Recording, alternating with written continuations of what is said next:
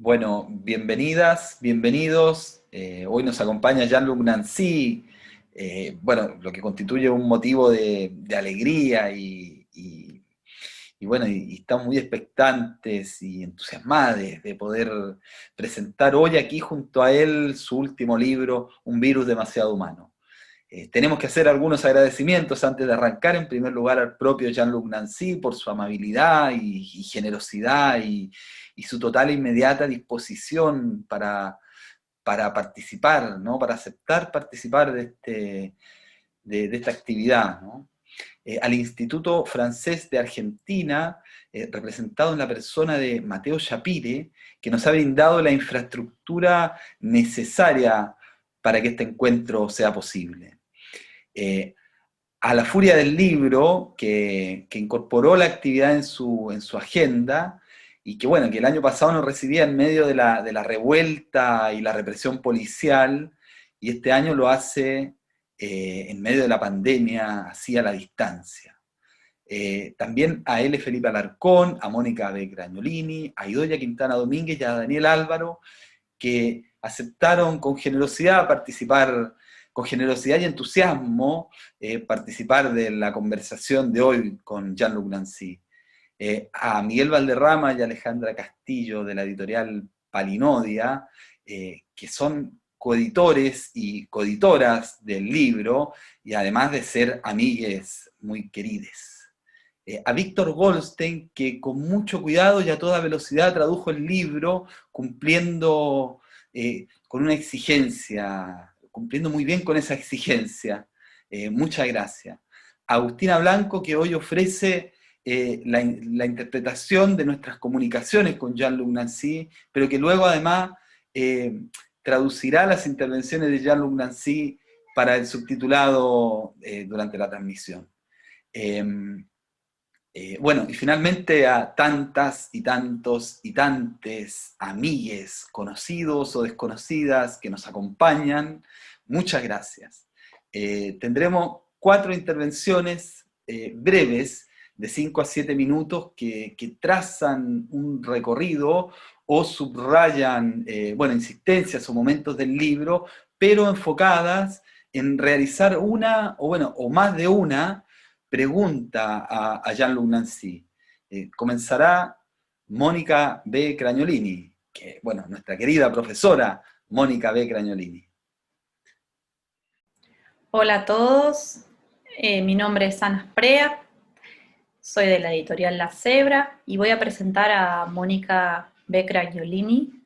Ella es profesora de Metafísica y Filosofía de la Animalidad y directora de la Maestría en Estudios Interdisciplinarios de la Subjetividad en la Facultad de Filosofía y Letras de la Universidad de Buenos Aires. Es también investigadora principal del Consejo Nacional de Investigaciones Científicas y Técnicas. Autora de libros como Nietzsche, Camino y Demora, Moradas Nietzscheanas, Del sí mismo, del otro y del entre, Derrida, un pensador del resto, y Extraños animales. Le damos la palabra a Mónica entonces. Bueno, ante todo, Jean-Luc, muchas gracias por ese don constante de su escritura y la posibilidad que le da el pensamiento que se mueve en torno a lo que nos acontece. Sus textos han sido compañeros constantes, tanto en la enseñanza como en el pensar. Mi reflexión sobre un virus demasiado humano irá acompañada por algunas remisiones a sus otros textos. Entonces, aprovecharé también esta ocasión para plantear cuestiones presentes en otros momentos de su obra en relación ahora a la cuestión de la pandemia. En un virus demasiado humano, usted señala que nada es novedoso en esta crisis y que lo nuevo es el miedo. Las pandemias derivadas del modo en que tratamos al planeta vienen siendo anunciadas en la última década. Virólogos y comunicadores han patentizado que los agronegocios y los modos de crianza intensiva de animales generan zoonosis, como la COVID-19, pero también el SARS, el MERS, la gripe porcina, la gripe aviar. Y decía, estas zoonosis están provocadas por los saltos virales interespecies y producen una cadena de destrucción del planeta que abarca los desmontes para generar tierra en la que plantar soja para alimento de los animales que serán consumidos, la erosión de los suelos por los monocultivos, el uso de agrotóxicos, la destrucción de trabajos locales, la contaminación de la atmósfera, etc. Todo ello por la necesidad de consumo de un mundo que ahora es, como usted señala, neoviral, y cuyo miedo es el virus, y no las razones que generan las condiciones de desarrollo de los virus. Por ese miedo al virus, la vacuna aparece ahora como la gran salvadora. Es la que permitirá olvidar lo acontecido y seguir en esta maquinaria de consumo, destrucción y utilización del planeta todo a nuestro servicio. En los primeros meses de la pandemia advertimos el error de la vida en esa normalidad que llevábamos y planteamos la necesidad de cuestionar esa supuesta normalidad. Pero ahora el mundo todo parece encaminado a desear el retorno a las condiciones de vida que son, en definitiva, las que han producido la pandemia. Hemos sentido, como señala usted en su texto, tambalearse la autosuficiencia, pero no demasiado. Ahora creemos que venceremos a la pandemia solamente para reiniciar esta carrera enloquecida del tipo de vida que llevamos y que producirá la próxima pandemia. En nuestro país, Argentina, hemos tenido un aislamiento social obligatorio de más de 8 meses, pero ya se está hablando del establecimiento de megagranjas para producir carne de cerdo para China. No hemos aprendido nada, y mucho menos hemos advertido que el virus es demasiado humano y que surge de nuestras formas de vida también demasiado humanas. Mi pregunta apunta entonces a las formas de vida y la comunidad. En la entrevista con Nicolas Dutent, que aparece en los anexos del libro, usted señala que, y cito, el mundo no tiene piel, sino que su piel está hecha de las relaciones de todas las nuestras, de todas sus distancias, proximidades, contactos, heridas, caricias. En Así habló Zaratustra, Nietzsche afirma que la tierra es una piel con muchas enfermedades y una de ellas se llama hombre. Más allá de las diferencias, creo que en ambos casos se está señalando algo similar, la cuestión de la exposición, y ahí con ese po de la piel, que usted trabaja en Corpus, con ese lugar de la piel expuesta, que no supone, desde mi punto de vista, solamente a los existentes humanos, sino a todos los cuerpos humanos y no humanos que se aproximan y se distancian en el contacto. Es cierto que usted le indica a Derrida en uno de sus diálogos que, y cito, Jacques se ocupa de los animales, entonces déjame a los hombres. Sin embargo, la pandemia nos evidencia que lo que nos acontece se vincula no solo con nuestro modo de estar con y entre otros humanos, sino sobre todo con nuestro modo de estar con y entre, y yo diría sobre todo contra, las vidas no humanas. Con esas vidas no humanas hay más heridas que caricias, más maltrato que cuidado. Si el virus es demasiado humano porque nuestros modos de vida, en tanto humanos, han contribuido a su desarrollo, la producción de zoonosis por los agronegocios y su expansión, los viajes internacionales, ¿no será necesario asumir nuestro mismo modo de ser humanos como esa enfermedad de la piel de la tierra de la que habla Nietzsche? ¿No será necesario pensar la comunidad que somos teniendo en cuenta ese contacto, ese tocar sin tocar la piel de las formas de vida no humanas? En el libro se señala que, cito, evitar los virus no define el bien de una vida, ni individual ni colectiva. Sin embargo, tal vez sea necesario pensar en cómo llegamos a esta situación que ahora nos conmina a evitar lo que nosotros hemos producido. Y para pensar esto, creo que ya no nos podemos ocupar solamente de los humanos, porque justamente ser humano ha significado para buena parte de la metafísica occidental estar contra las formas de vida no humanas. Si hay un sentido para una vida buena en el futuro, ¿esa vida buena puede ser pensable solamente en términos de lo humano? ¿No debería tener en cuenta, no como recurso, sino en el modo de ser con a las otras formas de vida con las que estamos en relación, proximidad, distancia, caricia y herida? La comunidad de lo viviente que somos, ¿no nos exigirá, en definitiva, dejar de ser humanos? Oui, oui, je suis d'accord avec tout ce que vous dites.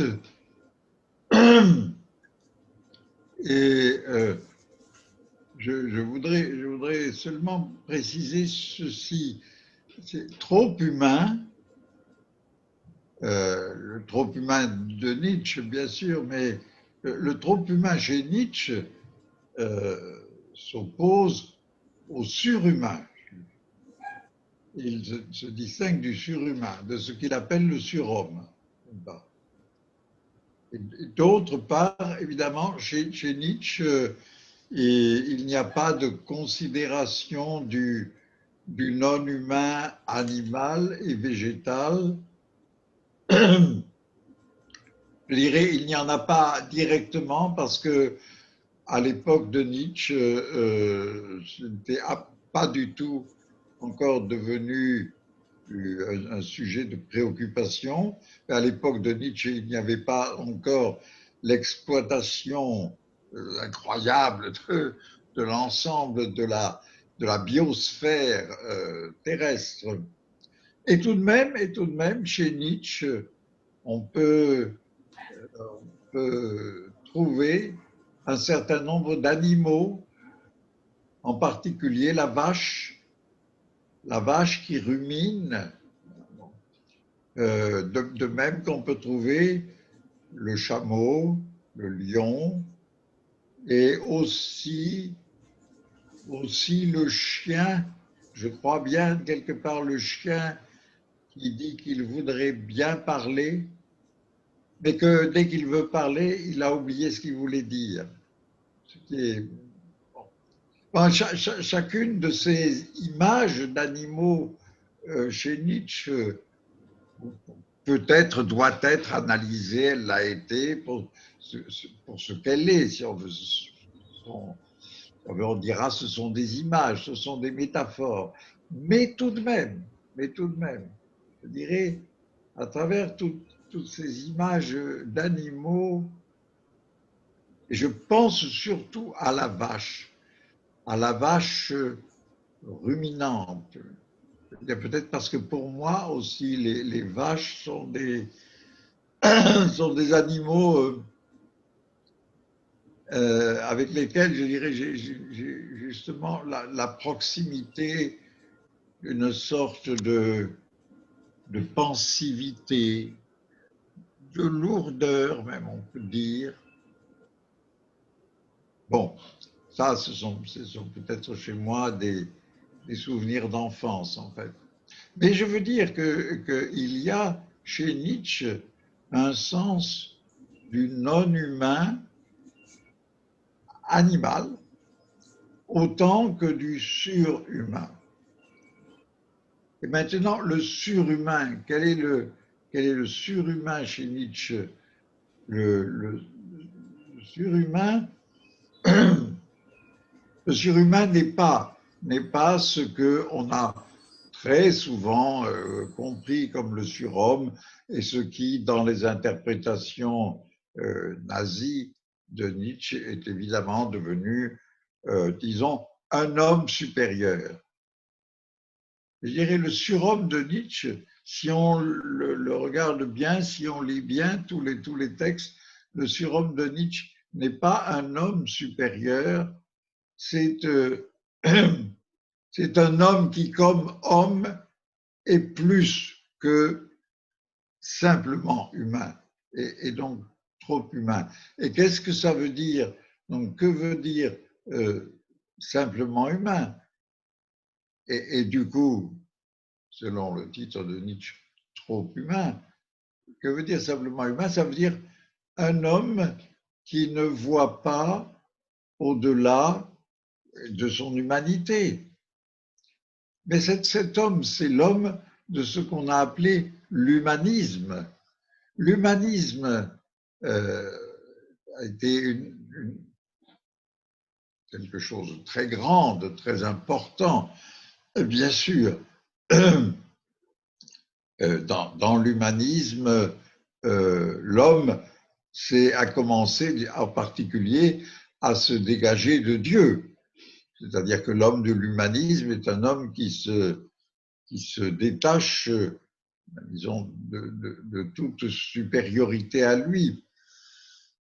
En même temps, sans doute, l'homme de l'humanisme s'est aussi détaché des autres formes vivantes, parce que les autres formes vivantes, il a commencé à les étudier et non pas à les exploiter, parce qu'il y a très longtemps que l'homme pratique l'élevage et la culture des plantes, etc. Très, très, très longtemps. Mais certainement qu'avec l'humanisme, alors l'observation de l'animal est devenue quelque chose qu'aujourd'hui nous connaissons très bien, puisque les laboratoires sont remplis de petits animaux sur lesquels on fait des expériences. Or, je crois que toute la question qui est posée aujourd'hui par la pandémie, mais c'est-à-dire à travers la pandémie, et comme vous l'avez dit, qui est posée par tout notre mode d'existence techno-économique, c'est la question d'un homme qui est limité à son humanité, c'est-à-dire qui n'a plus de rapport avec autre chose que lui, avec d'autres êtres que lui. Je dirais le surhomme de Nietzsche, par exemple, le surhomme de Nietzsche est quelqu'un qui ne va pas du tout retrouver le Dieu de la métaphysique, ni se confondre avec lui, mais le surhomme de Nietzsche est aussi quelqu'un qui est peut-être capable d'avoir des dieux, d'autres dieux, ces autres dieux dont Nietzsche parle à la fin du célèbre fragment sur la mort de Dieu. Quel Dieu nouveau inventerons-nous? Ou bien d'autres dieux, au sens où Nietzsche dit quelque part, je ne pourrais croire qu'en un Dieu qui danse. Un Dieu qui danse, évidemment, ce n'est pas du tout le Dieu de la métaphysique, ce n'est pas du tout le Dieu de l'humanisme. De cette façon, le Dieu qui danse est un Dieu qui n'est pas une projection de l'homme, parce que la danse n'est pas une projection de l'homme. Déjà, lorsque nous dansons, nous savons danser, même je dirais toujours, lorsque nous dansons, nous sommes autre chose que simplement des hommes. Quand il s'agit de véritable danse, c'est une œuvre d'art. Quand il s'agit d'une danse collective, disons, oui, collective, c'est un autre rapport entre nous, et ce n'est pas du tout seulement un rapport de séduction, ça peut aussi être un rapport de séduction. Bon, donc, voilà, je veux dire, à partir de Nietzsche lui-même, l'au-delà de l'homme, le surhomme ou l'en-deçà de l'homme, l'animal, peuvent montrer que ce qui est en question, c'est une capacité de l'homme à sortir de lui-même. C'est pour ça que l'humanisme a été sans doute à la fois une extraordinaire libération, si on veut, et en même temps un enfermement. On s'est enfermé à l'intérieur de l'humain.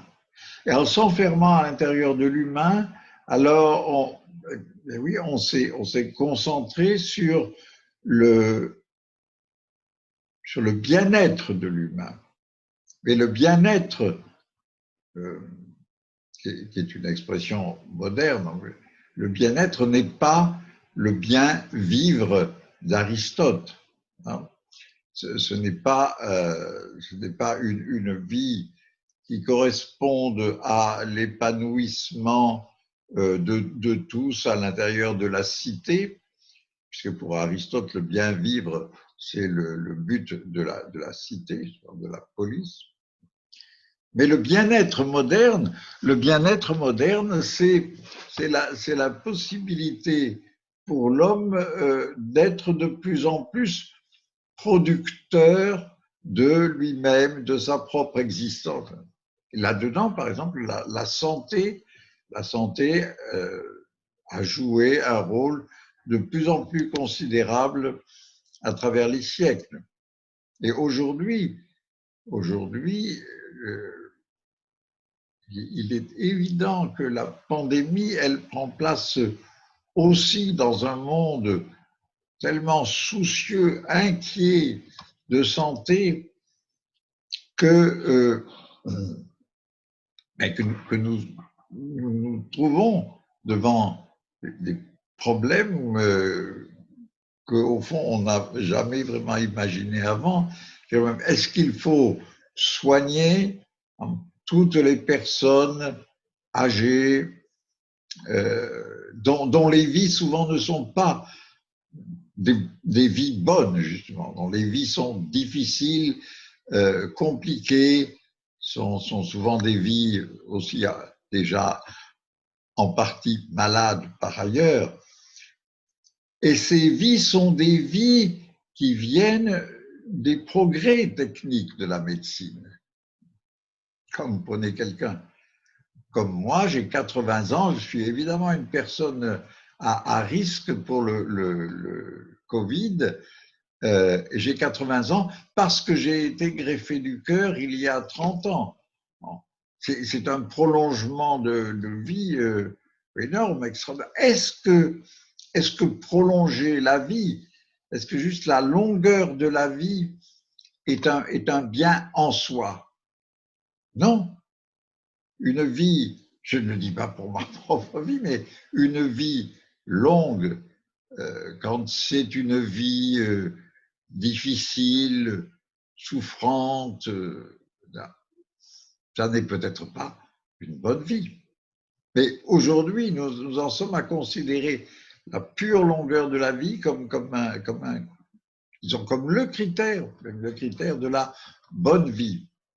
Bien sûr, ça a toujours été une sorte de rêve de l'humanité. Les patriarches de la Bible ont des durées de vie invraisemblables, ils ont vécu 200, 500 ans. Bien sûr, l'idée d'une longue vie a toujours été une aspiration parce que la vie veut continuer. Mais en même temps, la vie, elle va aussi à la mort, et la mort fait partie de la vie, et nous ne savons plus quoi faire avec la mort. Nous ne savons plus du tout quoi faire avec la mort humaine, et nous ne savons pas non plus quoi faire avec la mort des autres vivants, parce que les autres vivants, précisément, ou bien ils se détruisent, ils s'entre-détruisent à cause de notre transformation de la planète, de la nature, ou bien nous les tuons pour les manger ou pour utiliser leur fourrure. Vous voyez l'histoire des visons, là, dans la pandémie, l'histoire des visons, du moins au Danemark et en France aussi, sûrement ailleurs. Bon. Mais lorsque lorsque nous disons que c'est un problème, que nous ne devons pas tuer les autres espèces pour notre propre bien-être, en fait, nous ne savons pas pourquoi nous disons ça. Nous disons ça au nom d'une espèce de respect général de la vie, et nous ne savons pas ce que c'est que la vie. Or, la vie, qui est notre vie, la vie humaine, et les vies animales et végétales, elles sont sûrement toutes, je ne voudrais pas dire destinées, je ne voudrais pas faire de finalité là, non. Mais elles sont toutes, je dirais donc plutôt exposées à ce à quoi le vivant est exposé parce qu'il est vivant, c'est-à-dire au rapport avec l'autre, et aussi à sa propre mort, parce que la mort est un accomplissement de la vie. Pour autant, bien sûr, qu'elle n'est pas une mort infligée par le meurtre, que ce soit le crime ou la guerre, etc. Non. Bueno. Donc, je vais m'arrêter parce que moi, je suis extrêmement bavard, donc non, on sera là jusque dans 4 heures. Mais voilà ce que pour le moment m'inspire votre question. Gracias, Jean-Luc. Gracias, Mónica. Voy a dar la palabra ahora a Idoia Quintana Domínguez. Es doctora en Filosofía por la Universidad Complutense de Madrid y la Universidad Católica de Lovaina. Actualmente es investigadora en el Centro de Ética de la Universidad de Deusto, en Bilbao, España. De la obra de Jean-Luc Nancy ha trabajado en especial sus reflexiones sobre la comunidad en diálogo con Maurice Blanchot, temática sobre la que tiene varias publicaciones. El año próximo comenzará un proyecto sobre perdón y violencia en la Universidad de California, Riverside. Muchas gracias a Ana y Cristóbal de La Cebra por la invitación. Muchas gracias al Instituto Francés por darnos los medios para este encuentro. Saludo a mis compañeros que, bueno, me alegro mucho de veros, a Mónica, a Luis Felipe y a Daniel. Y bueno, y un agradecimiento y un saludo muy especial para Jean-Luc Nancy.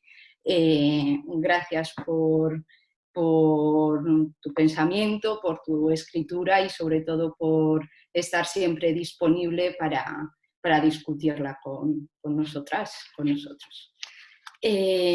Bueno, paso a mi reflexión y a mi pregunta. Un virus demasiado humano.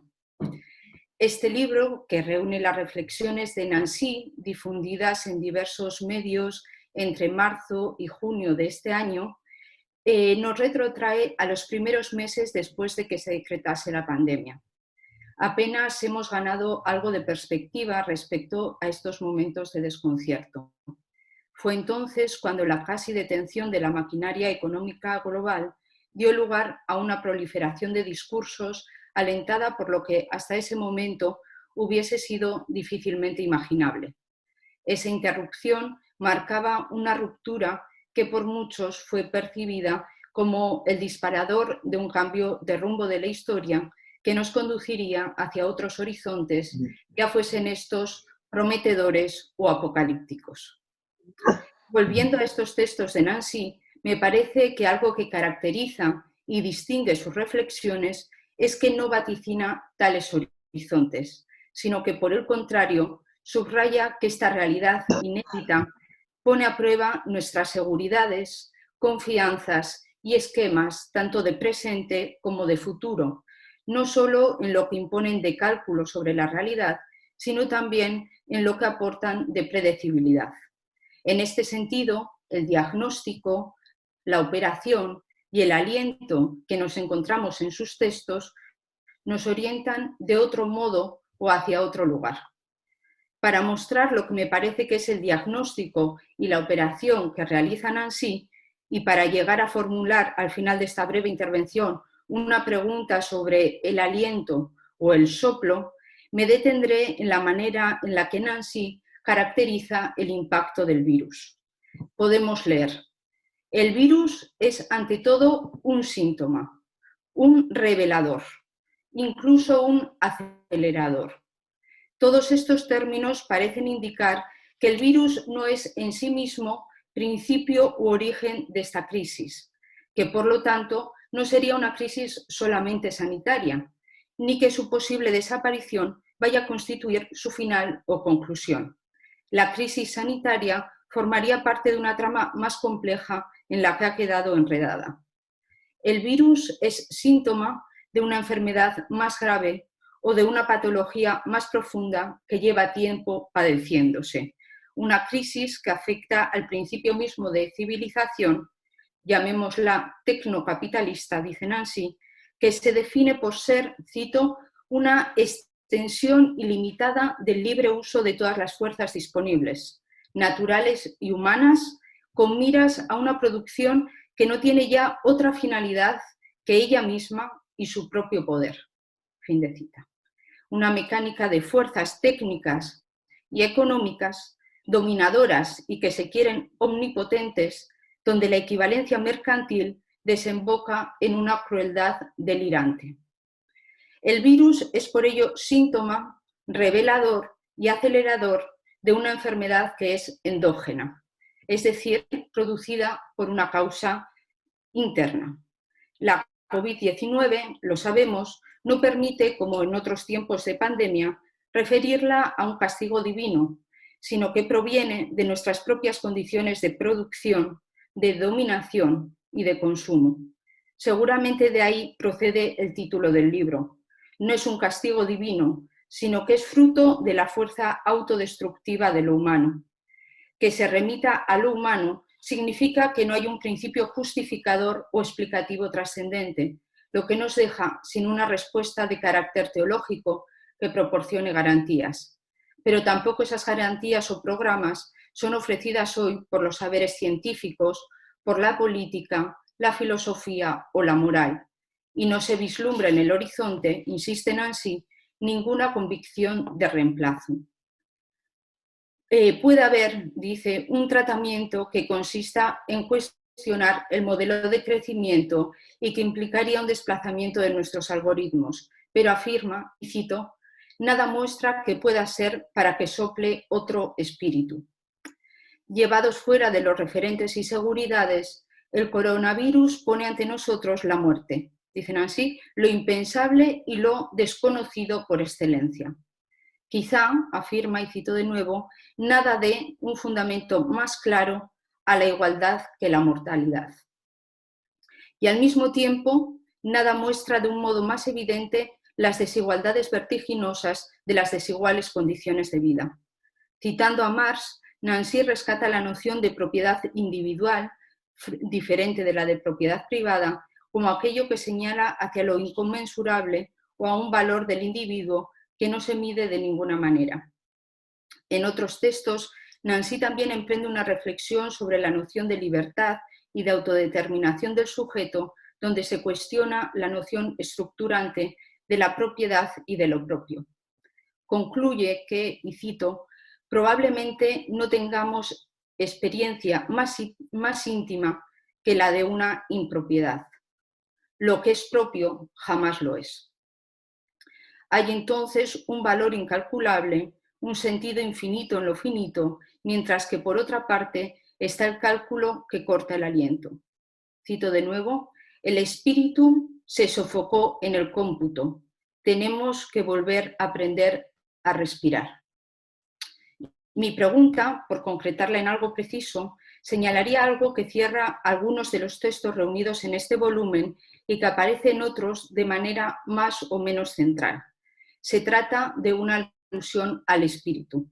Un espíritu que en ocasiones aparece refiriéndose a Marx y a la idea de un mundo privado de espíritu, pero también, como acabo de citar, de un espíritu como aliento o como soplo, neuma, como una respiración que ciertamente se vuelve metáfora de un aliento que queda ahogado por el cálculo y que precisamente es aquello que queda malogrado por el virus.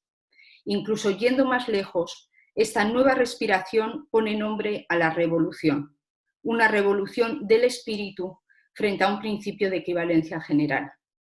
Aunque no creo que este término haya surgido específicamente en el contexto de la pandemia, mi pregunta sería, teniendo en cuenta las complejidades que presenta, aunque solo sea por su larga tradición como concepto filosófico, ¿en qué sentido y para qué sentido adoptar el término de espíritu? Gracias.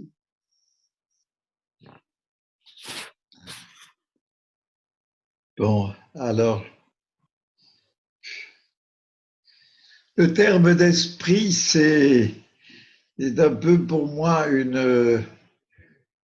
un problème ou même une souffrance de tous les jours.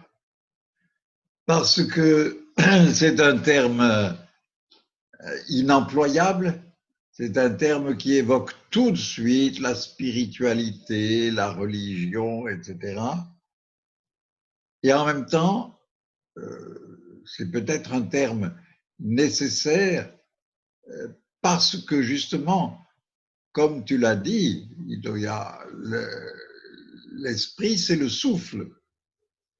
Spiritus, pneuma, et qui sont eux-mêmes, enfin, pneuma, en tout cas, la traduction de la roi biblique.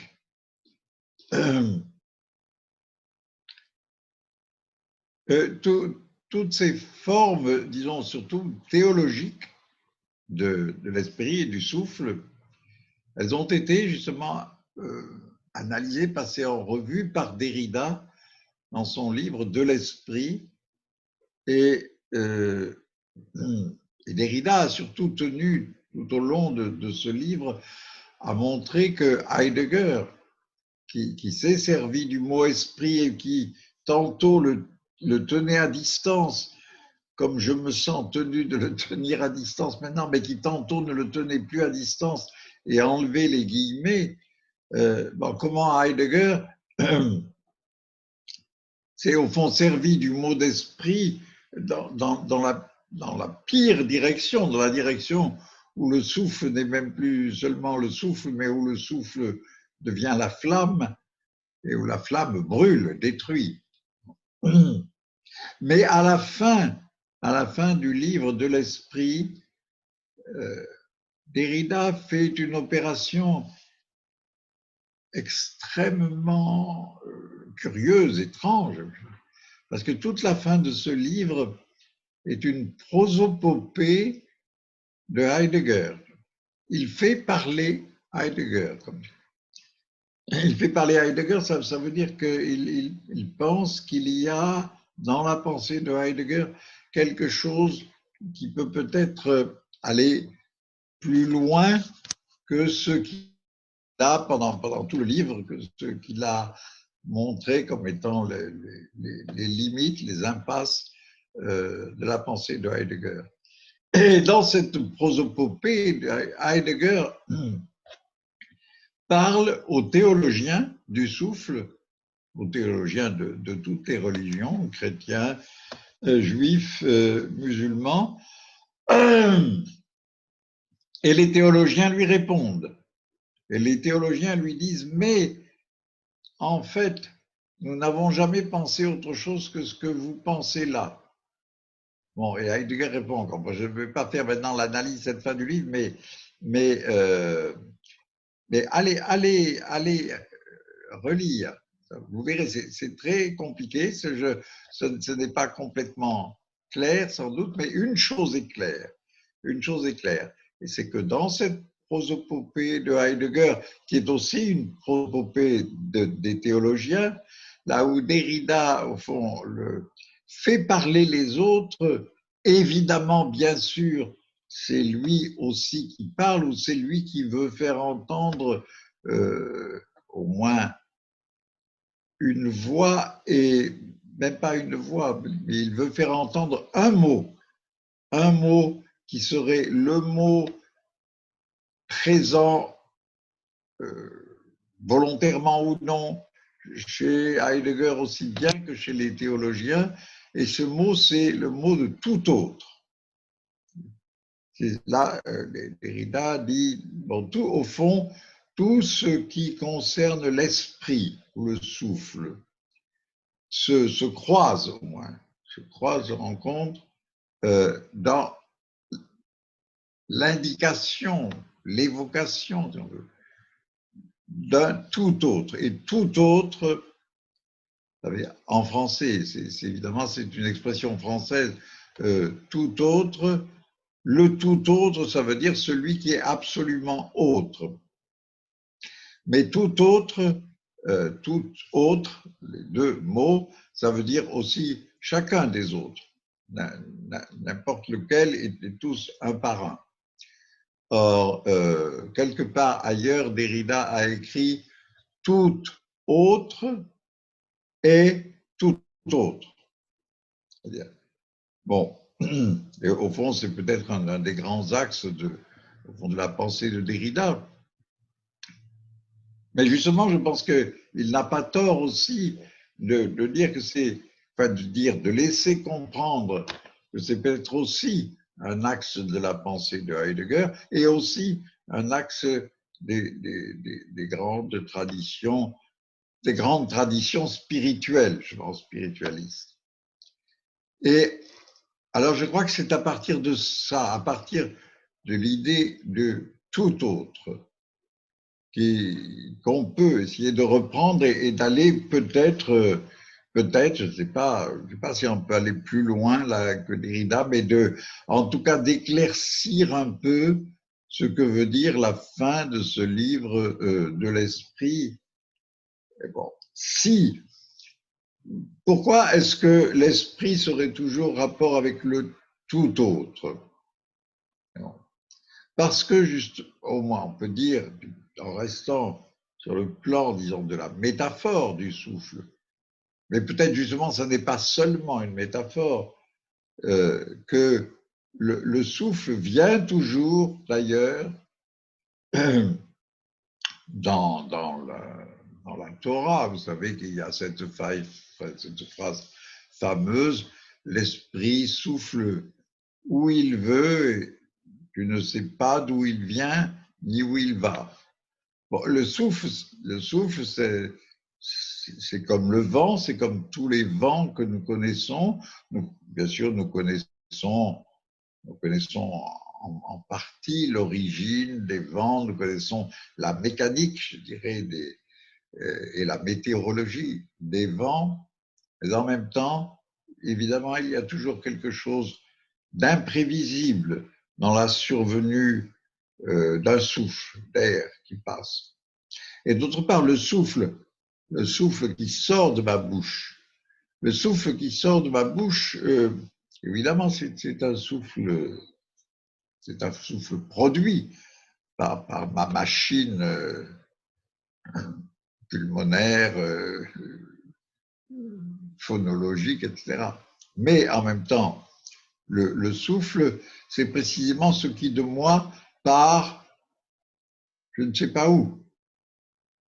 Et dans la voix, la voix qui n'est possible que par le souffle, la voix, elle a peut-être sa plus profonde vérité justement dans le souffle, c'est-à-dire non pas dans les mots, non pas dans le sens des mots que j'emploie, des phrases que je forme, mais dans le fait que ça part, que ça s'envoie, que ça s'adresse. Ce qui fait aussi que peut-être la voix est la plus elle-même, non pas dans la parole, mais dans le chant. Et lorsque dans le chant, il y a justement, à cause de la musicalité, il y a un élément qui est irréductible à la signification, à la parole, et qui va, on ne sait où, qui va se perdre. Regardez un chanteur, une chanteuse en train de chanter, la bouche quelquefois grande ouverte, distendue, c'est comme si vraiment quelque chose d'autre, passait à travers lui, à travers elle, et partait au fond à l'infini. Alors, je ne veux pas continuer plus longtemps avec le souffle parce que ce serait trop long, infini, mais je dirais que, au fond, ce qu'on peut retenir de ça, c'est qu'en effet, si le souffle est toujours adressé par ou adressé au tout autre. Tout autre voulant dire cette fois vraiment ce qui n'est absolument pas identifiable, d'aucune manière. C'est-à-dire que, évidemment, le tout autre, par exemple, n'est pas Dieu, parce que Dieu a été identifié d'une quantité de manières. Ce tout autre, il est ce que nous connaissons peut-être très bien dans chaque autre humain, animal, et dans chaque autre, même pas seulement vivant, peut-être dans l'autre minéral aussi bien, ce tout autre, c'est ce qui, de l'autre, reste inappropriable, inidentifiable, imprévisible, et c'est-à-dire ce dont, d'une certaine façon, nous n'avons d'expérience humaine, je dirais que dans l'amour ou dans l'art.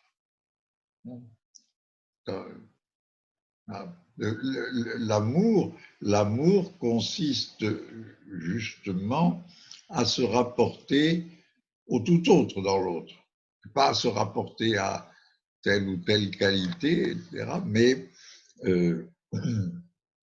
mais à ce dont je peux savoir, je dois savoir que d'une certaine façon, je ne m'approcherai jamais.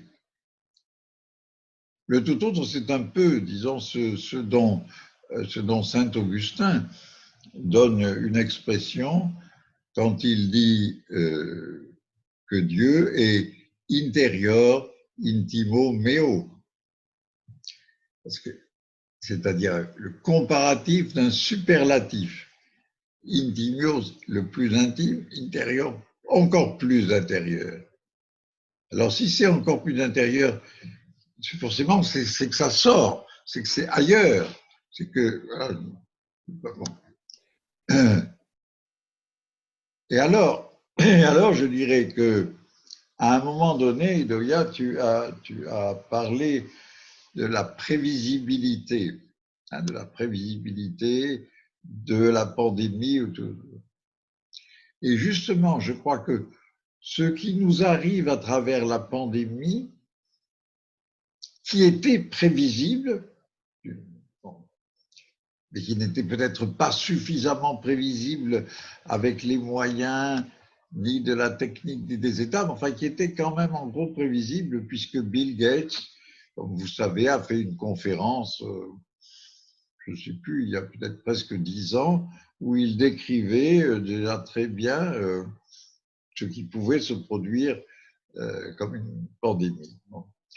Mais ce qui aurait pu être prévu, qui ne l'a quand même pas été, et qui donc c'est l'imprévisible qui nous tombe dessus. Ce n'est pas seulement l'imprévisible de la pandémie, c'est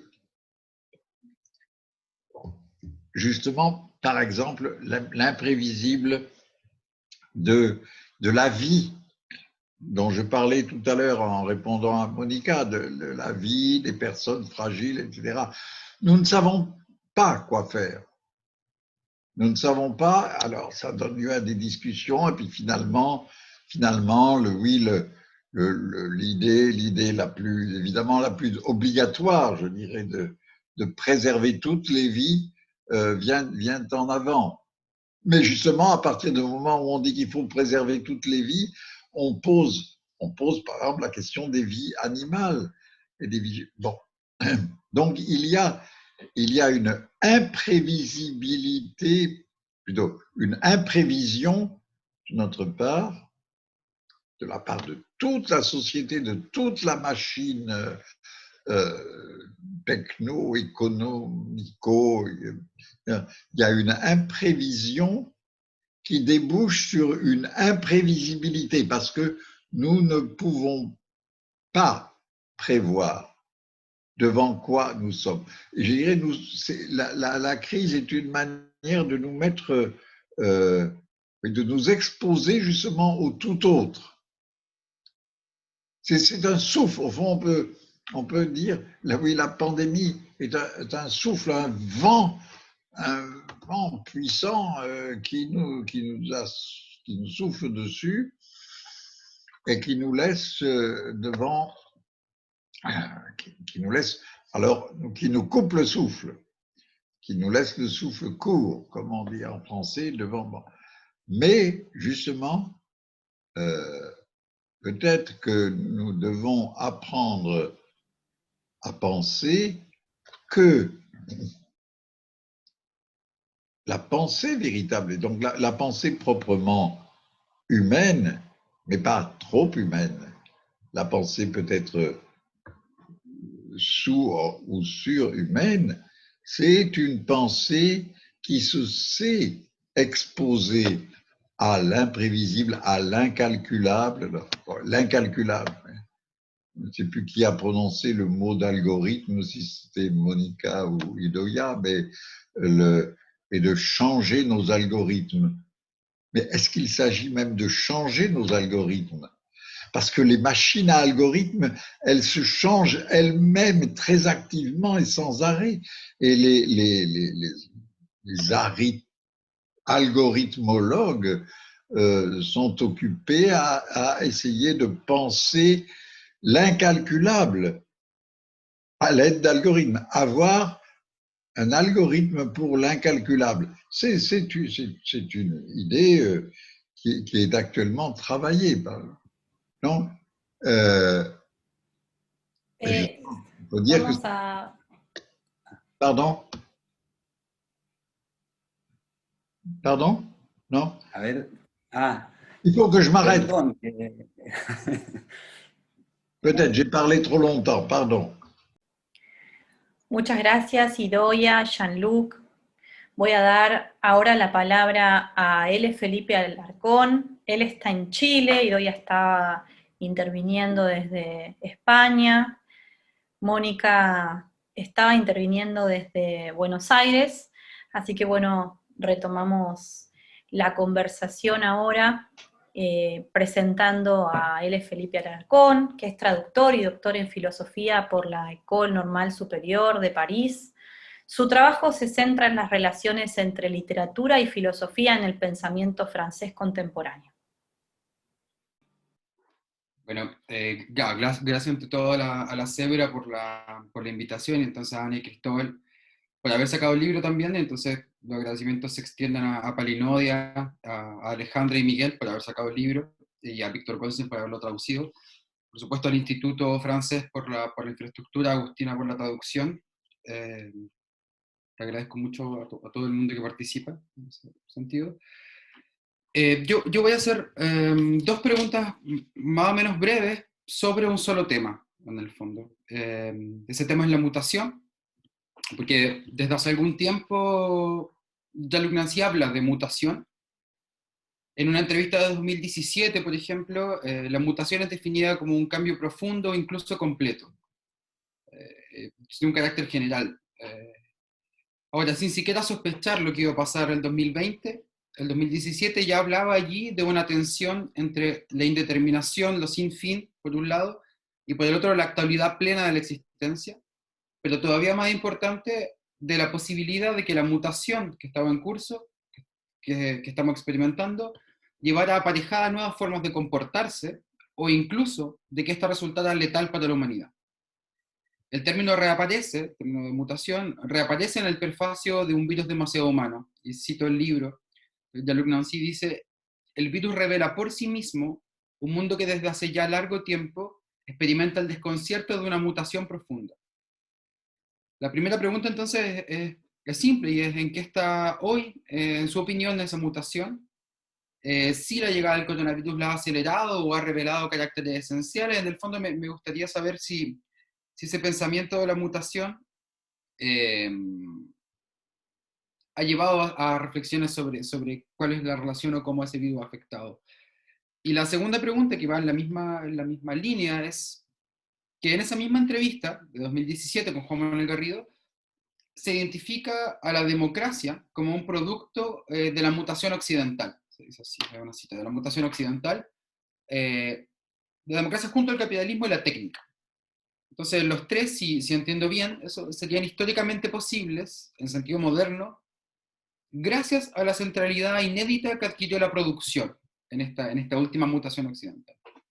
Se dice, por ejemplo, me voy a pasar eso, dice, el punto es que a lo largo del libro, de este libro, digamos, de un virus demasiado humano, tanto la técnica como el capitalismo, entonces los otros dos elementos que no son la democracia, parecen estar puestos en duda por el coronavirus. Hay, por ejemplo, una cita que dice, brutalmente, lo que parecía inimaginable, inalcanzable, un virus lo hizo acaecer. La máquina, el sistema, con tanta frecuencia incriminado, pero nunca desmontado, está casi detenida. La democracia, sin embargo, ese tercer elemento, aparece como una esperanza, como, cito el libro de nuevo, como el único régimen que puede dar un cuerpo político a ese acto de fe radicalmente laico. La pregunta entonces, si podría Jean-Luc Nancy hablarnos un poco más sobre esa fe laica que se afirma en el libro, y contarnos también un poco más como cuál es la relación con la democracia, y una democracia que imagino yo, en todo caso no sería ya esa democracia salida de la producción o posibilitada solamente, o entre otras cosas, por la producción. Entonces, esa relación, digamos, entre la fe laica, la democracia y la producción. Bien, merci. Alors, je vais essayer d'être plus rapide, mais sans être trop rapide. Euh, la mutation, bon, c'est toujours, pour les biologistes, c'est une transformation du matériel génétique. Donc, c'est lorsque un individu, le même individu, et en plus, après, cet individu peut communiquer sa mutation à des descendants et à toute l'espèce. Mais c'est lorsque le stock génétique d'un individu est modifié. C'est-à-dire lorsque un élément dans la chaîne de l'ADN est supprimé, remplacé, déplacé, retourné, bien. Et je crois qu'en effet, dans l'histoire de l'humanité, elle est faite aussi de mutations. C'est-à-dire que c'est pas le stock génétique de l'animal humain, encore que l'animal humain, il est lui-même issu de mutations. Qu'est-ce que c'est que Néandertal par rapport à Homo sapiens? C'est une autre mutation, c'est un autre capital génétique. Mais dans l'histoire de l'humanité, par exemple, au néolithique, l'invention de l'agriculture, de la sélection des espèces, etc., on peut appeler ça une mutation. Pendant très longtemps, jusque-là, les hommes avaient vécu en se servant des animaux et des plantes tels qu'ils se présentaient. Bien plus tard, est arrivée une autre mutation qui est une mutation dans le rapport aux minéraux. C'est-à-dire qu'au lieu de simplement prendre des pierres, du bois, là où il y en a, on a creusé et on a transformé les éléments et on a inventé les métaux, en particulier le fer. Et le fer a été le pivot de transformation extrêmement importante et qui concerne justement la naissance de l'Occident. Bon, parmi toutes ces mutations, je ne peux pas essayer de les parcourir maintenant, l'Occident, la naissance de l'Occident est évidemment une mutation. Et c'est la mutation de la disparition, de ce qu'on a beaucoup appelé la disparition des dieux. C'est la manière la plus raccourcie de dire que tout un mode de vie, à la fois essentiellement agricole, rural, tribal aussi, et organisé autour de rites, donc de rapports de rites et de mythes. Vraiment. Tout ce monde-là a basculé complètement. Il a basculé environ autour du moins 13e siècle avant notre ère. Et il est arrivé un monde dans lequel il fallait inventer, et par exemple et avant tout, inventer la politique. Politique, c'est un mot grec, politique. La police, l'idée de la cité, c'est l'idée grecque, comment nous organiser s'il n'y a plus de dieux, de totems, de mythes. De mythes. Par exemple, le refus du mythe par Platon est un caractère très fort de cette mutation. À un moment donné, les mythes avant Platon, bien sûr, c'était avant Platon, déjà, les mythes ont perdu leur vertu d'expression du groupe, de la tribu, etc. Bien. Donc, en effet, il y a des mutations. Et voilà pourquoi je pense qu'il n'y a rien d'insensé à penser qu'aujourd'hui, nous avons entamé une mutation. C'est-à-dire que, disons, oui, si la production,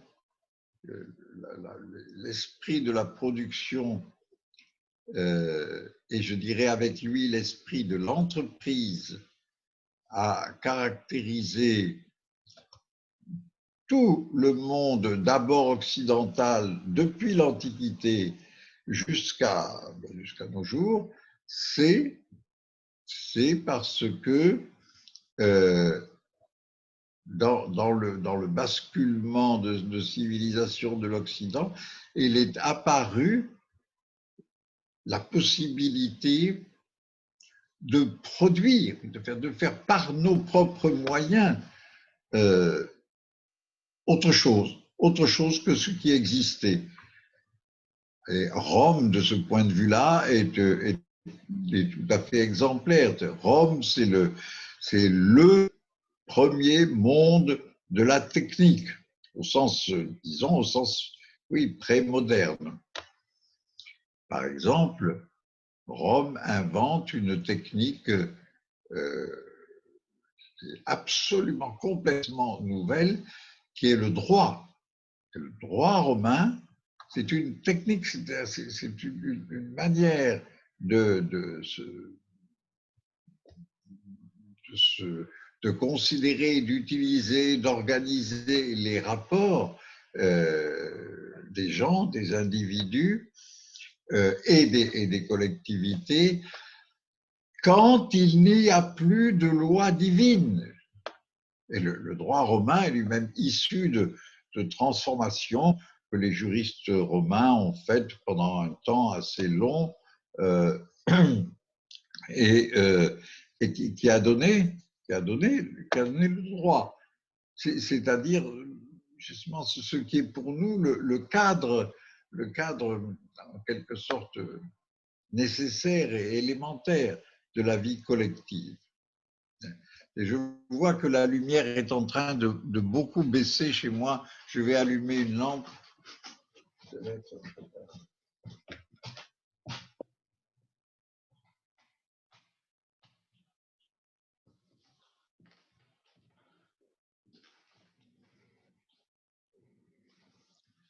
Voilà, c'est mieux parce que oui, maintenant, je sais pas, le jour commence à tomber. Alors voilà disons, pour la première question, je vais m'arrêter là. Oui, mais quand une mutation a lieu, on ne peut pas savoir ce que ça va produire. Donc nous ne savons pas. Mais comme l'avait dit tout à l'heure Monica, il est vrai que pour le moment, il y a aussi des signes de non-mutation, c'est-à-dire que la grosse machine techno-capitaliste, elle continue.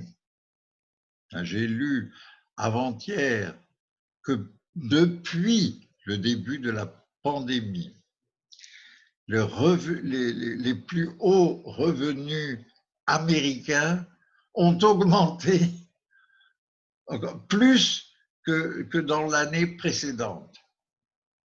Donc pendant que tout le monde souffre de la pandémie, la richesse continue à s'accumuler.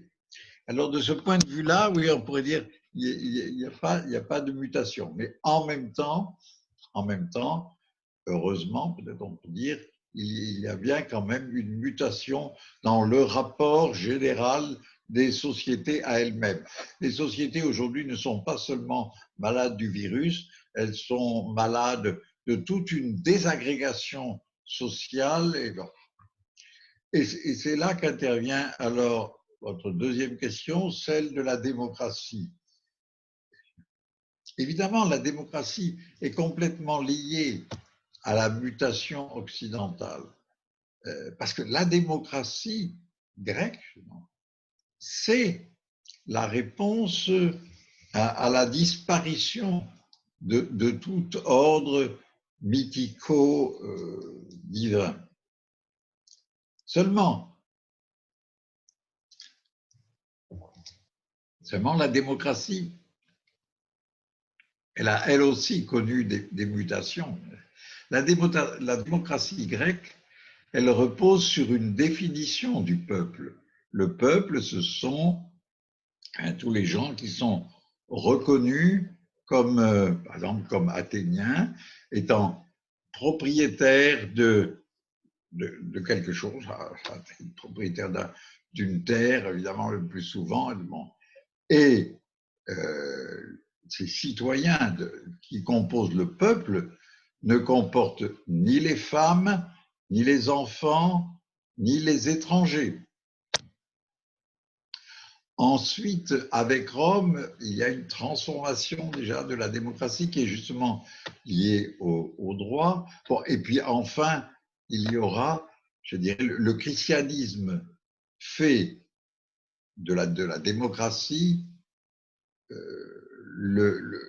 l'égalité et en principe l'amour de tous les enfants de Dieu. Seulement, justement, ça se divise en deux. D'un côté, c'est l'aspect spirituel, théologique, d'abord. De l'autre, il y a l'aspect matériel, pratique, et dans l'aspect matériel, pratique, en même temps, se développe continue à se développer toute la dynamique que Descartes appellera maîtrise et possession de la nature. Et là, la démocratie est entrée dans une nouvelle phase. Et nous sommes encore dans cette phase. Et cette phase est problématique. C'est une phase dans laquelle on ne sait pas ce qu'est le peuple. Le peuple n'est plus défini. Il était encore un peu défini comme peuple bourgeois au moment de la Révolution française. Vous savez, au début, la Révolution française, c'est quand même la révolution d'une certaine catégorie sociale, et le droit de vote, par exemple, n'est reconnu au début qu'aux propriétaires. Aujourd'hui, nous sommes dans une démocratie telle que nous sommes aussi prêts à nous inquiéter même des droits des animaux. Mais en même temps, Nous ne savons plus du tout ce que veut dire peuple. Tout le monde, mais qu'est-ce que ça veut dire tout le monde? Bon. C'est ce qui fait aussi que le principe de l'élection, qui est évidemment qui est un principe qui rend justice à la dignité de chacun, de chaque personne, de pouvoir s'exprimer quant aux décisions qui concernent la collectivité. Mais en même temps, l'expression de chacun est aussi bien l'expression d'intérêt, de passion et aussi d'ignorance. À côté de certains savent plus, certains savent mieux, évidemment. Il n'y a qu'à voir très souvent les élections. Dans un pays comme la France, je reste dans mon pays, un pays comme la France, les élections montrent très bien que il y a un vote majoritaire, tout simplement pour changer. On n'est pas content, alors on veut changer. Et on ne sait pas ce qu'on fait. On ne sait pas ce qu'on fait. On élit Macron parce que, oui, pour une majorité de Français, ça paraît un changement. Après, ce changement ne change pas. Bon, etc., etc. Donc, je crois que c'est ce qui fait que la démocratie aujourd'hui, c'est un mot un peu creux, un peu vide. Qu'est-ce que ça veut dire que le gouvernement du peuple? Qui est le peuple? Et est-ce qu'il faut poser la question comme ça? Alors, je dirais peut-être que oui. Alors, oui, mais alors, je dirais le peuple, c'est la majorité, évidemment. C'est ça que notre civilisation a défini. C'est le plus grand nombre, c'est tout le monde. Et alors si c'est tout le monde, eh bien, ou si c'est la majorité, la majorité souffre. Elle souffre de plus en plus. Et elle souffre de plus en plus, non seulement de la pauvreté ou pour d'autres de la faim, elle souffre de plus en plus de la maladie. Et la pandémie accroît les inégalités. Donc c'est peut-être à partir de la souffrance qu'il faudrait faire commencer une nouvelle réflexion sur la démocratie. La démocratie devrait être gouvernement,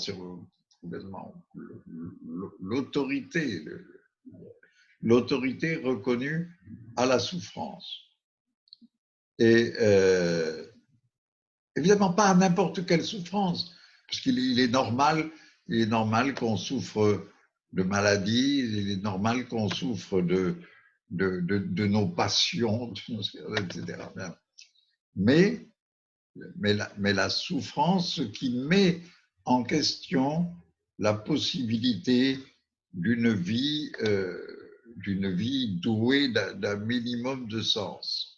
Et cette souffrance, c'est peut-être aussi bien une souffrance morale, dans notre souffrance vis-à-vis de la mort, vis-à-vis du fait que nous ne savons pas quoi faire avec la mort, avec les morts. Nous voulons les respecter, mais en même temps, nous les ignorons. En même temps, nous les poussons lentement dehors en les mettant dans des asiles, au moins dans la société développée. Et dans les sociétés non développées, ben, les morts, en quantité, ce sont justement d'abord ceux qui souffrent le plus de la faim, de la misère, du manque de soins, etc. Alors, je dirais peut-être que l'avantage de la pandémie, c'est qu'elle nous permettrait de mettre l'accent sur la souffrance. pas la souffrance du virus, bon, puisque justement, comme tout le monde le remarque, la souffrance du virus n'est pas si importante que ça par rapport aux souffrances de la peste, par exemple, autrefois. Mais la souffrance par rapport justement à un bien vivre qui ne soit pas un bien-être. Muchas gracias. Voy a presentar ahora a Daniel Álvaro. Él es investigador del CONICET y docente de la Universidad de Buenos Aires. Ha traducido obras de Jacques Derrida y Jean-Luc Nancy. Es autor de El problema de la comunidad y coautor de Lecciones de la comuna. Buenos días. C'est Daniel Alvaro, ça, c'est pas... Bon.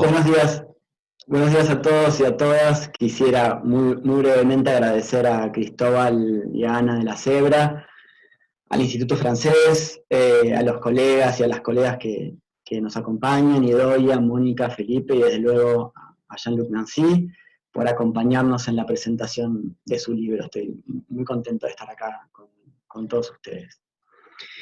Mi intervención surge obviamente de la lectura de Un virus demasiado humano. Leyendo el libro pensé en la importancia de una figura que se repite discretamente pero con insistencia en tus publicaciones de las últimas décadas. Me refiero a la figura, o quizás debería decir al concepto, de la autodestrucción. Recuerdo que en un texto importante de los años 90, un texto titulado Cum, hablabas de la capacidad autodestructiva de la humanidad relacionada con las experiencias totalitarias europeas que se llevaron a cabo en nombre de la comunidad.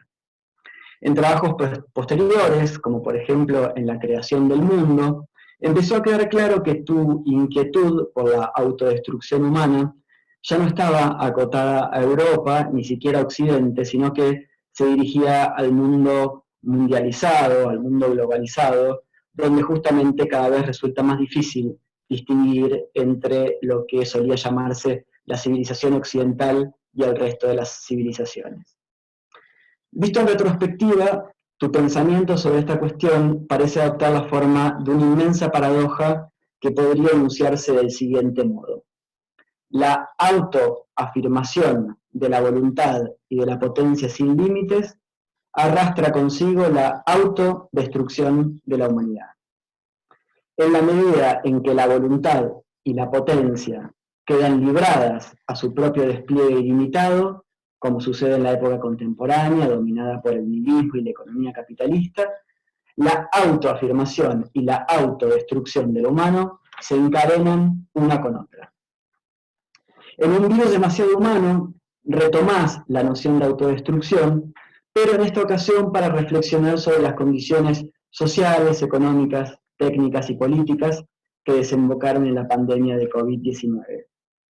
Lo que en textos anteriores tal vez podía leerse como parte de una reflexión general sobre el devenir humano en un mundo sin horizonte a la vista, en este libro me parece que la cuestión aparece como un interrogante específico, localizado en el espacio y en el tiempo, y sobre todo expresado de forma más decisiva o definitiva, de forma más urgente y al mismo tiempo más sombría. Para decirlo de la manera más económica posible, entiendo que para vos el virus es un indicio del estado extremadamente frágil de nuestra condición existencial.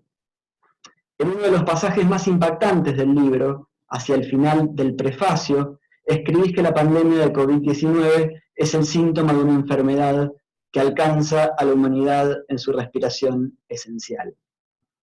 Me permito citar las palabras finales del prefacio. Es posible que el síntoma requiera actuar sobre la patología profunda y que debamos ponernos en búsqueda de una vacuna contra el éxito y la dominación de la autodestrucción. También es posible que a este síntoma le sucedan otros hasta la inflamación y extinción de los órganos vitales. Esto significaría que la vida humana, como toda vida, llega a su término. Hasta ahí la cita. De acuerdo con este diagnóstico, mi impresión es que como humanidad estamos ante una disyuntiva extrema. O bien enfrentamos el tecnocapitalismo para darle a nuestras sociedades otra razón de ser que la acumulación de capital, o bien dejamos todo como está y empezamos a hacernos la idea de que la especie humana se encamina a su propia extinción. Creo que para entender el alcance de todo lo que se juega en semejante disyuntiva, primero hay que reconocer el carácter humano, demasiado humano, del virus y de todas las enfermedades que pueden terminar con nuestra vida como humanidad. Por estos días comenzó la vacunación masiva en varios países del mundo, lo que en principio es una buena noticia.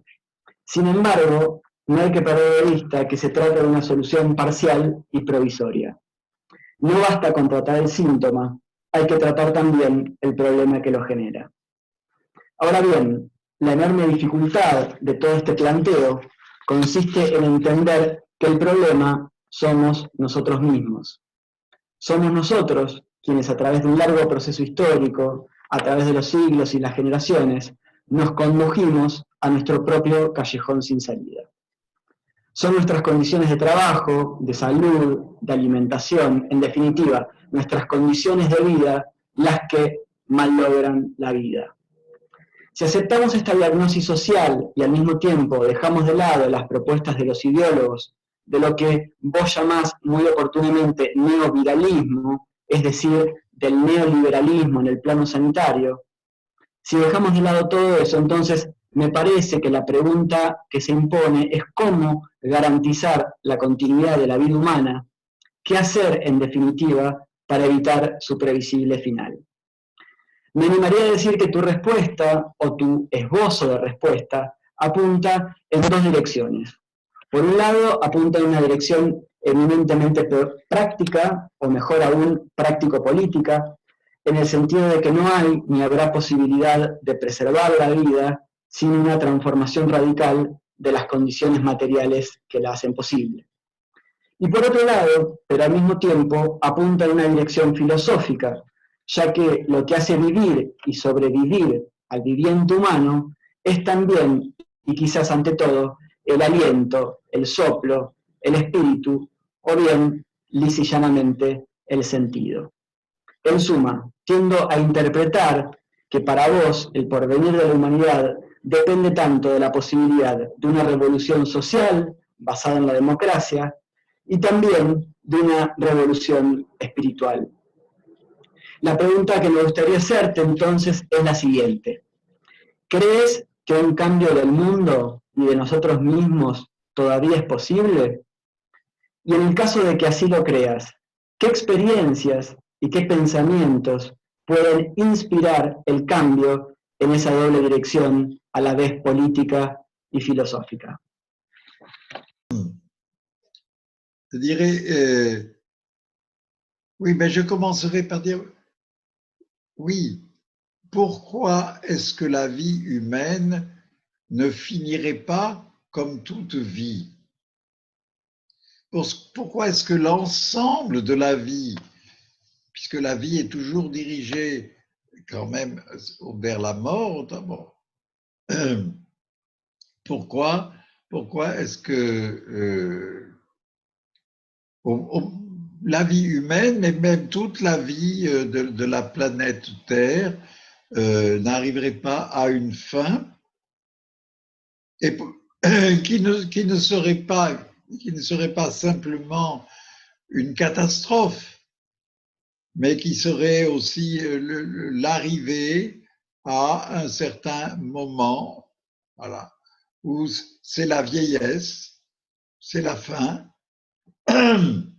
Bon, je ne sais pas.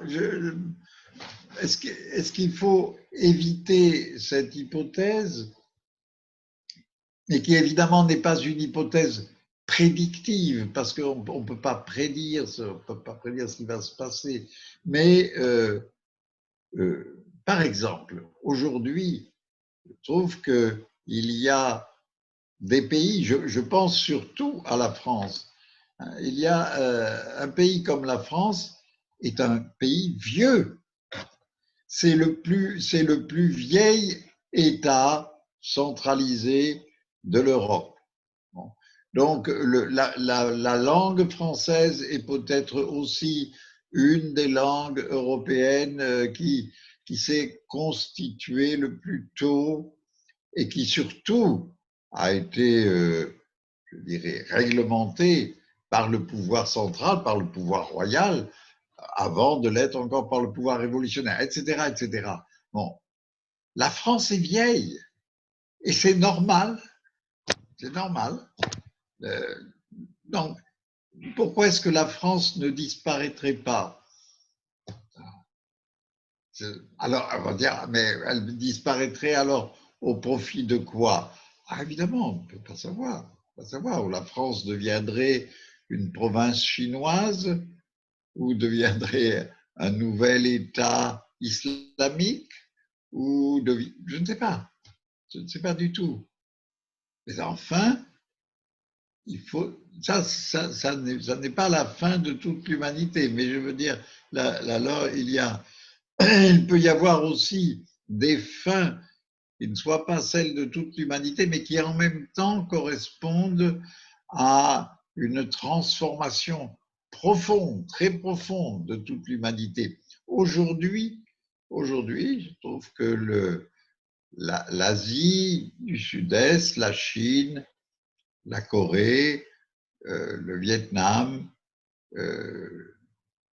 en partie d'autres pays aussi, l'Indonésie, donne l'exemple d'une nouvelle conduite humaine qui est très différente de la conduite occidentale et européenne, et qui utilise, bien sûr, qui intègre toute la technologie et toute l'économie produite par l'Occident.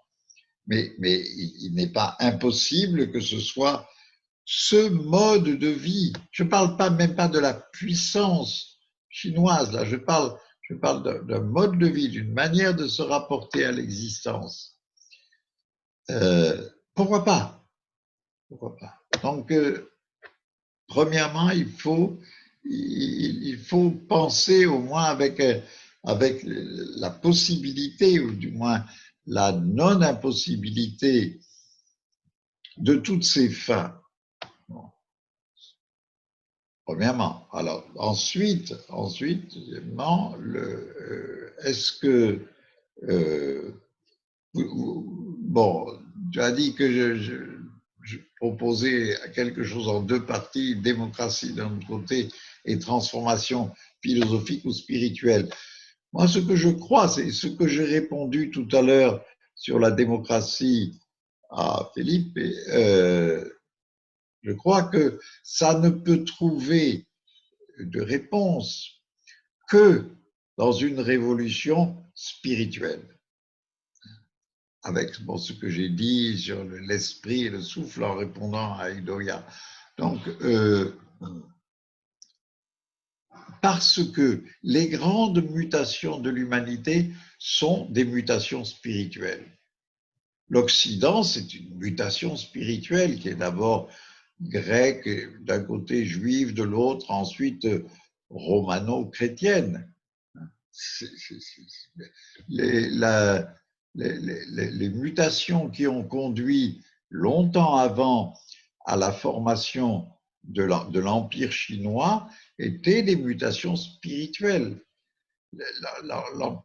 L'Empire chinois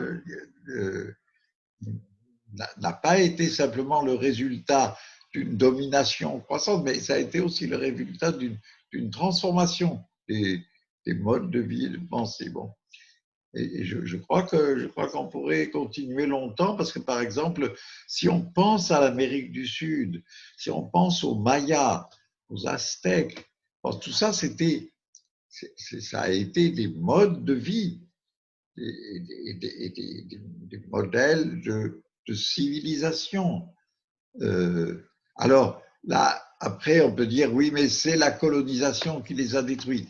C'est sans doute un peu plus compliqué que ça. Mais évidemment, la colonisation a joué un rôle très important là-dedans, mais je dirais, sans la colonisation, je ne pense pas non plus que ces civilisations aurait été éternel, parce qu'aucune réalité humaine n'est éternelle.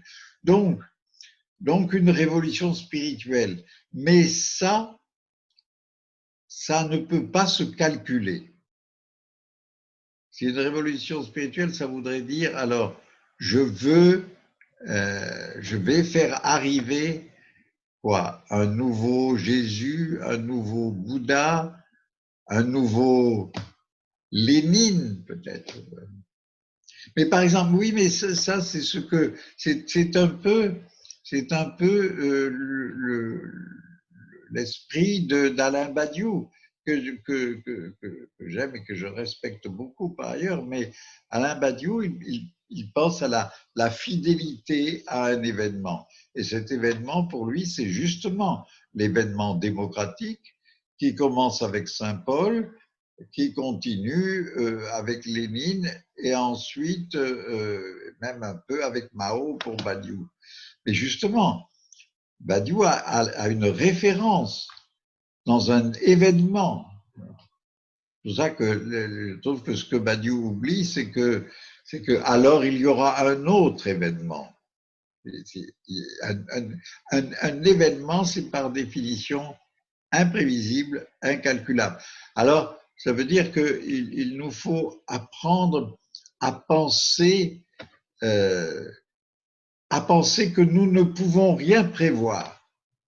Qu'est-ce que ça, c'est très difficile. Parce que nous sommes habitués à penser que penser, c'est prévoir. C'est bon. Bien sûr, il faut prévoir. Il faut faire ce qu'on peut pour arranger les choses, évidemment pour la pandémie, mais par exemple pour l'énergie. Mais regardez ce qui se passe. En ce moment, il y a une grande crise autour des éoliennes. On dit que les éoliennes font autant de dégâts écologiques qu'elles en réparent. Donc ça veut dire que les issues écologiques ne sont pas si simples que ça. Elles peuvent aussi correspondre à des difficultés techniques encore plus grandes.